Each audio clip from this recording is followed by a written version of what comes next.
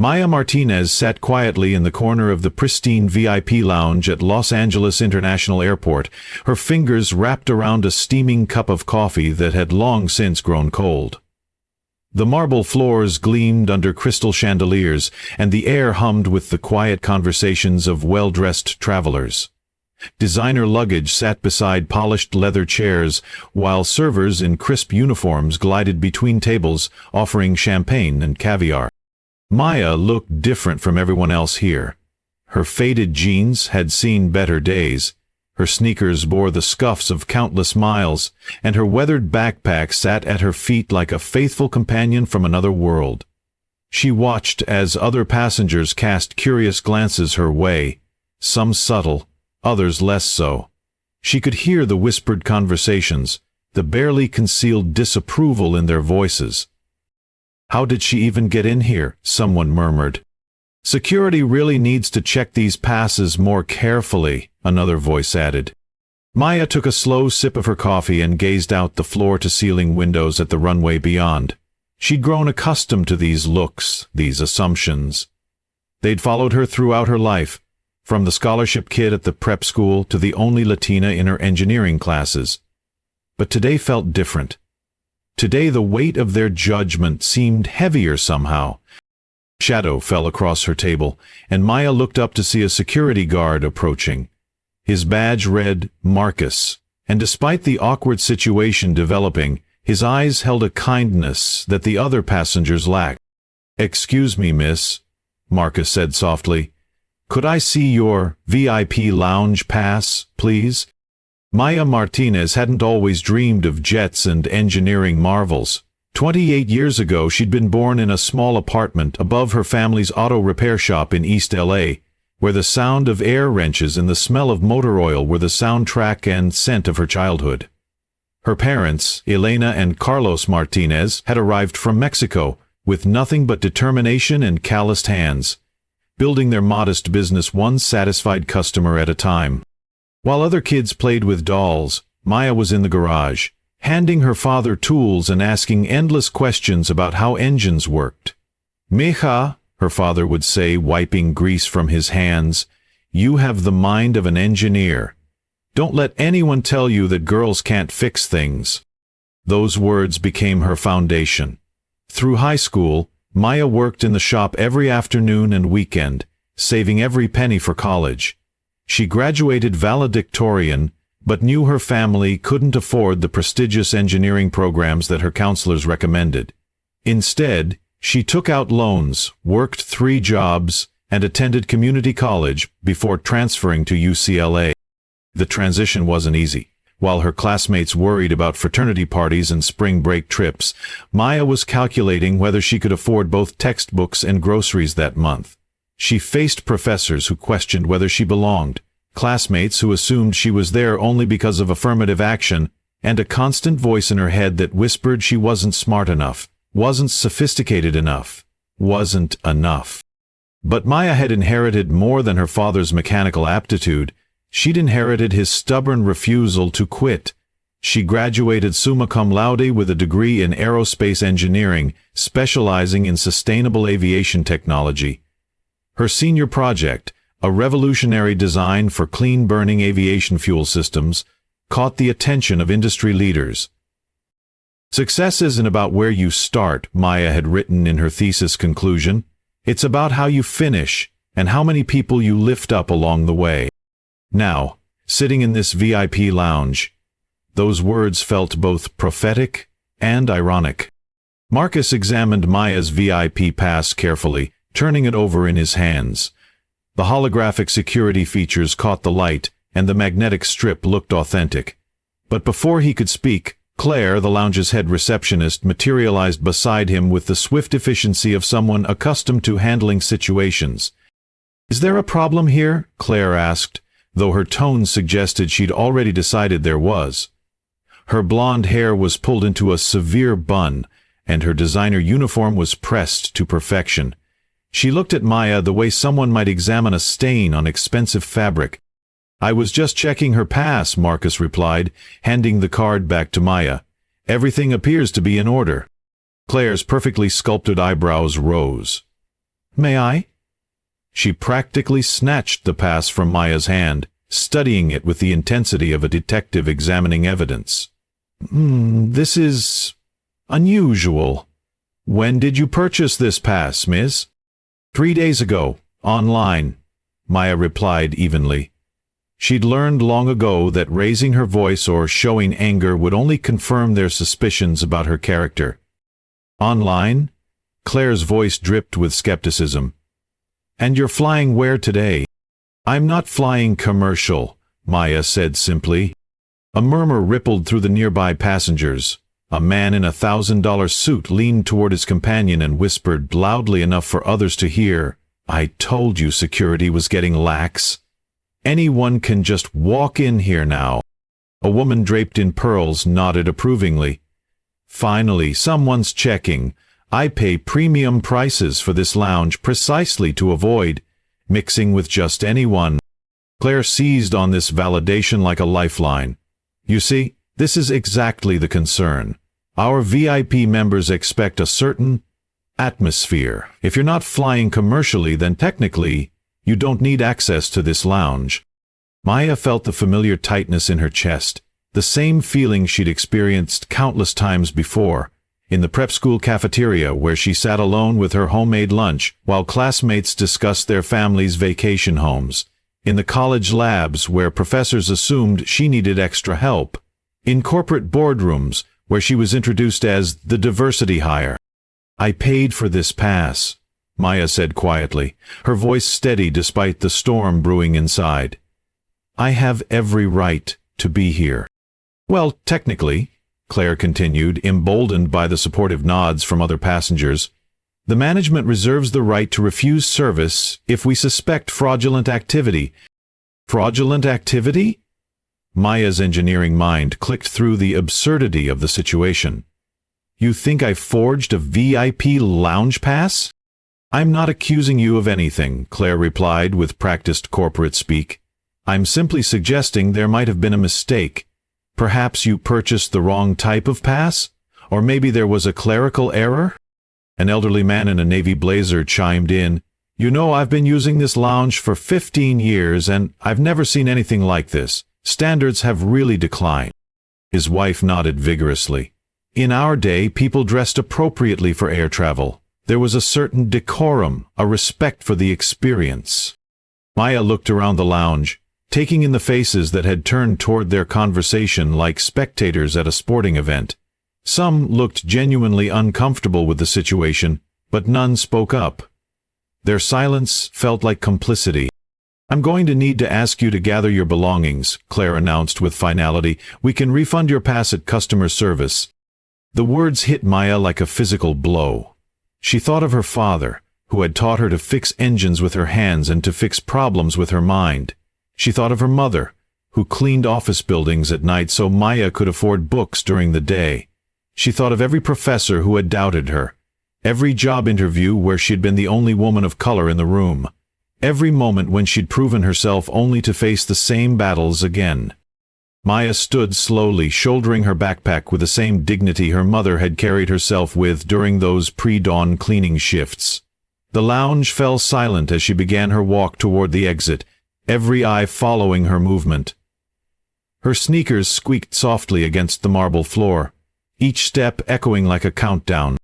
She passed the businessman who had complained about security, the woman in pearls who had nodded so approvingly, the elderly couple who mourned the decline of standards. None of them met her eyes now. Some stared at their phones, suddenly fascinated by their screens. Others found urgent business requiring their immediate attention. As Maya reached the exit, she turned back for one last look at the pristine lounge, at the crystal chandeliers and marble floors, at the people who had decided she didn't belong. Claire stood behind the reception desk, looking satisfied with her day's work. Marcus, the security guard, watched Maya leave with what looked like regret in his eyes. "Have a nice day," Claire called out with artificial sweetness.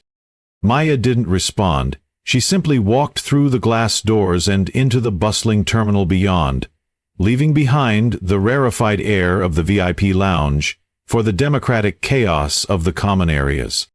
The regular departure area felt like a different world. Families with small children juggled luggage and snacks, business travelers typed frantically on laptops balanced on their knees, and teenagers sprawled across uncomfortable chairs with earbuds blocking out the world. Maya found an empty seat near a window and pulled out her phone with shaking hands. She scrolled through her contacts until she found the number she needed most. Mama. Mija! Elena Martinez's voice was warm honey over a scratchy connection. How are you, baby? Are you at the airport? Maya closed her eyes, drawing strength from her mother's voice. Yeah, Mama, I'm here. You sound upset. What's wrong? For a moment, Maya considered lying, telling her mother everything was fine, but the words tumbled out instead, the stares, the whispers, the humiliation of being asked to leave. Mija, Elena sighed when Maya finished. I'm so sorry, but you know what your abuela used to tell me? Que ladren los perros es señal de que cabalgamos. Let the dogs bark. It means we're riding. I know, Mama.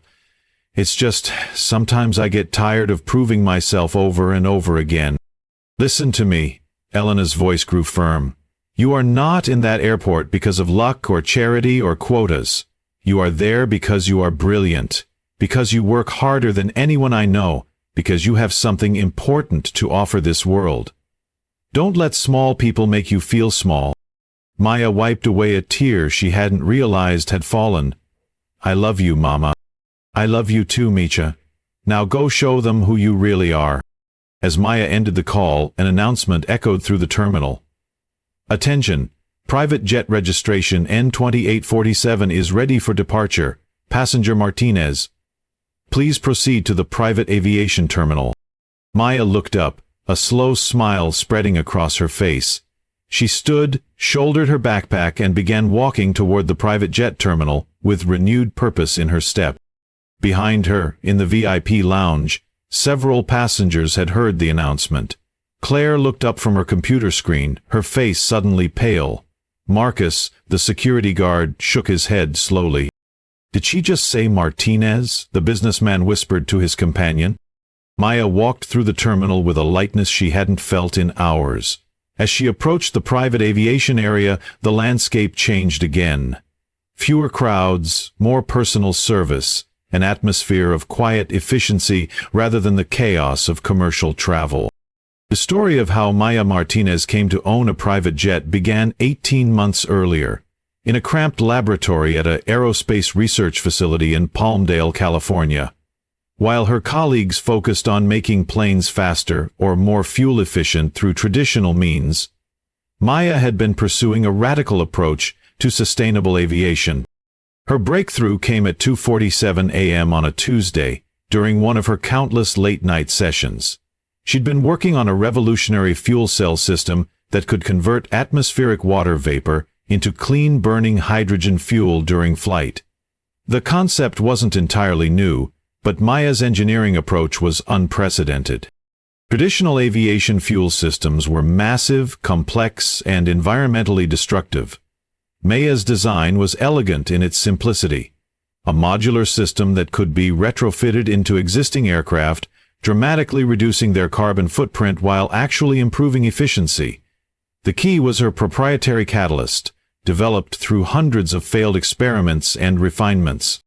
When her test results came back, Maya stared at the data for 20 minutes, certain she'd made a mistake. Her system wasn't just cleaner than traditional jet fuel. It was 40% more efficient and produced zero emissions. She ran the test again and again. Each time, the results were the same. The patent application took 8 months to process. During that time, Maya continued refining her design, building working prototypes, and documenting every aspect of her invention. She worked alone, using her savings to fund the research, too afraid that involving others might compromise her intellectual property rights. When the patent was finally approved, Maya's life changed overnight. Within days, she received calls from Boeing, Airbus, and a consortium of major airlines. The bidding war that followed was swift and decisive.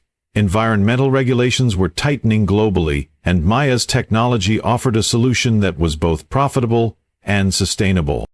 The final deal was structured as a licensing agreement, with guaranteed minimums that totaled $50 million, 0 cents, over 5 years, with the potential for much more as the technology scaled. Maya Martinez, the girl from East LA who used to worry about affording textbooks, was suddenly wealthier than she'd ever imagined possible. But wealth, Maya discovered, came with its own responsibilities. She thought of her community, of kids like her who were brilliant but lacked opportunities. She thought of her parents, who had sacrificed so much for her education. She thought of the planet her generation would inherit. That's when she founded the Maya Martinez Foundation for Aviation Education, focusing on STEM programs in underserved communities. And that's when she purchased N-2847, not as a luxury, but as a tool. The Gulfstream G550 had been retrofitted with her own fuel system, serving as both a proof of concept and a platform for her humanitarian work. In the past year, Maya had used the jet to deliver medical supplies to remote areas, transport emergency personnel to natural disaster sites, and conduct educational outreach in communities that rarely saw aerospace professionals who looked like them. Today's flight was taking her to Guatemala, where she would meet with local engineers about implementing her fuel system in small aircraft used for medical evacuations in remote mountain communities. It was exactly the kind of mission that made every previous humiliation worthwhile. As Maya approached her jet, she saw her pilot, Captain Janet Foster, conducting the pre-flight inspection. Janet was a former Air Force pilot who had left military service to join Maya's foundation, drawn by the mission of using aviation technology to serve humanity. "Ready for Guatemala?" Janet asked with a smile. "More than ready," Maya replied, but Janet's experienced eye caught the tension in her passenger's face. "Everything okay? You look like you've had a rough morning." Maya glanced back toward the terminal, where she could see the VIP lounge's glass walls in the distance. "Just a reminder of how far we still have to go." Back in the VIP lounge, the atmosphere had shifted dramatically. Mr. Henderson, the airport's lounge manager, was having an urgent conversation with Claire at the reception desk. His face was flushed, and his voice carried the strain of someone trying to contain a rapidly expanding crisis. "You asked Maya Martinez to leave?" Henderson's voice was barely controlled. "Dr. Maya Martinez? The aerospace engineer?" Claire's confident demeanor cracked slightly. She didn't look like... Her past seemed suspicious. Her past seemed suspicious because a young Latina woman couldn't possibly afford VIP lounge access? Henderson's question hung in the air like an accusation. The passengers who had supported Claire's decision began shifting uncomfortably in their seats. The businessman loosened his tie. The woman in pearls suddenly found her champagne glass fascinating. The elderly couple whispered urgently to each other. Marcus stepped forward. "Sir, I checked her pass. It was completely legitimate. I tried to tell—" "I know you did, Marcus. This isn't your fault." Henderson turned back to Claire. "Do you have any idea what you've just done? Dr. Martinez's fuel system is being implemented by 3 major airlines. She's been featured on the cover of Aviation Week. The governor just appointed her to the state's Environmental Technology Council." Claire's face had gone white. How was I supposed to know?" "You weren't supposed to know," Henderson replied sharply. "You were supposed to treat every paying customer with respect, regardless of how they look or dress." The lounge had gone completely quiet. Every conversation had stopped, every phone call had been paused. The only sounds were the soft jazz playing over the speakers and the distant hum of jet engines on the runway. Through the floor-to-ceiling windows they could see Maya's Gulfstream beginning to taxi toward the runway. The aircraft's sleek lines and custom paint job made it unmistakably luxurious, a far cry from the assumptions about its owner's economic status. "That's her plane?" the businessman asked weakly. Henderson nodded grimly. Dr. Martinez uses it primarily for humanitarian missions. She's delivered millions of dollars worth of medical supplies to disaster areas and underserved communities. Last month, she flew emergency personnel to the earthquake zone in Turkey. The woman in pearls set down her champagne glass with shaking hands. I had no idea. That's exactly the problem, Henderson replied. You had no idea, but you made assumptions anyway. The elderly man who had complained about declining standards cleared his throat. Perhaps we misjudged the situation. Perhaps you did. Henderson pulled out his phone and began dialing. I need to try to reach Dr. Martinez before her plane takes off. This needs to be addressed immediately. But through the windows they could see N-28 M47 had already reached the runway. The powerful engines spooled up, and within moments the aircraft was airborne, climbing steadily into the California sky. As Maya's jet disappeared into the distance, Henderson turned to address the lounge. His voice carried the weight of authority and disappointment. Ladies and gentlemen, what happened here today was unacceptable. This lounge prides itself on providing exceptional service to all our valued customers, regardless of their appearance, age, race, or perceived social status. Today we failed to live up to that standard. Claire stood behind the reception desk. Her earlier confidence completely evaporated. Several passengers stared at their hands, unable to meet Henderson's gaze. I want everyone to understand something, Henderson continued. Success, achievement, and worth aren't determined by designer clothing or expensive accessories. They're determined by character, by contribution to society, by how we treat others when we think no one important is watching. He paused, looking around the room. Dr. Martinez handled this situation with more grace and dignity than she received. That says everything about her character, and frankly, quite a lot about ours. The businessman who had first complained about security stood up slowly.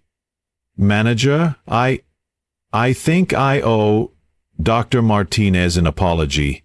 Is there a way to contact her? We will certainly try, Henderson replied, but the damage to our reputation, and more importantly, the harm done to a remarkable young woman, cannot be easily undone. 30,000 feet above the Mojave Desert, Maya Martinez sat in her aircraft's cabin, reviewing the technical specifications for the Guatemalan medical evacuation project. The humiliation of the morning felt distant now, replaced by anticipation for the work ahead. Captain Foster's voice came through the intercom. Dr. Martinez, we're making excellent time. The new fuel system is performing beautifully. We'll be in Guatemala City 2 hours ahead of schedule. Maya smiled, looking out at the endless expanse of desert below. Her fuel system was working perfectly, converting atmospheric moisture into clean energy, proving that innovation and environmental responsibility could coexist with luxury and efficiency. She thought about the kids she would meet in Guatemala, bright, curious children who shared her love of engineering but lacked access to educational opportunities. She thought about the remote communities that would benefit from cleaner, more efficient medical aircraft. She thought about the future she was helping to build, one innovation and one life at a time. Her phone buzzed with a text from her mother. Mija, I saw the news about your Guatemala trip. So proud of you. You are changing the world. Maya typed back. Thanks, Mama. Just trying to live up to everything you and Papa taught me. Elena's response came immediately. You already have, baby. You already have. As the jet continued its journey south, Maya opened her laptop and began working on her presentation for the Guatemalan engineers. She had learned long ago that the best response to prejudice wasn't anger or resentment. It was excellence. It was proving through actions rather than words that worth had nothing to do with appearance and everything to do with character. The sun was setting by the time Maya's phone rang with an unfamiliar Los Angeles area code. She almost declined the call, but something made her answer. Dr. Martinez, this is Robert Henderson, the VIP lounge manager at LAX. I wanted to personally apologize for the treatment you received this morning. Maya listened as Henderson explained the situation, the staff meeting that had followed her departure, and the genuine remorse expressed by both employees and passengers. "Mr. Henderson," Maya said when he finished, "I appreciate your call, but I want you to understand something. What happened today wasn't really about me. I have the resources and reputation to weather these situations, but there are countless other young people, other women of color, other first-generation college students, who face these assumptions every day without the protection that my success provides." "You're absolutely right, Dr. Martinez. How can we do better?" Maya thought for a moment. "Start with training, real diversity and inclusion training, not just corporate compliance. Help your staff understand that bias isn't always intentional, but it's always harmful. Teach them to check their assumptions. Most importantly, create a culture where people feel empowered to speak up when they see discrimination happening." "We will absolutely implement those changes. Is there anything else we can do to make this right?" "Use this as a teaching moment," Maya replied. "Share the story, not to embarrass anyone, but to help people understand how their assumptions affect others. Change happens when people are willing to confront their biases and do better." Henderson thanked her profusely, but Maya was already thinking ahead. This experience, painful as it was, could become part of her foundation's educational outreach. She could turn today's humiliation into tomorrow's inspiration for young people who needed to see that success was possible, even when the world seemed determined to underestimate them. The jet began its descent into Guatemala City as Maya made notes for a new program, workshops for young engineers about navigating bias in professional settings. She would teach them what her parents had taught her, that dignity was something no one could take away, that excellence was the best response to doubt, and that true success was measured not by personal achievements, but by how many people you lifted up along the way. As N-2847 touched down on the runway in Guatemala, Maya Martinez smiled. Tomorrow she would meet with engineers who were working to save lives in remote mountain communities. She would share her technology, her resources, and most importantly, her story. She would prove once again that success isn't about where you start, it's about how you finish, and how many people you help along the way.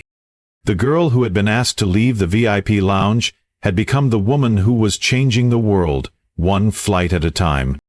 What happened at LAX that morning wasn't unique.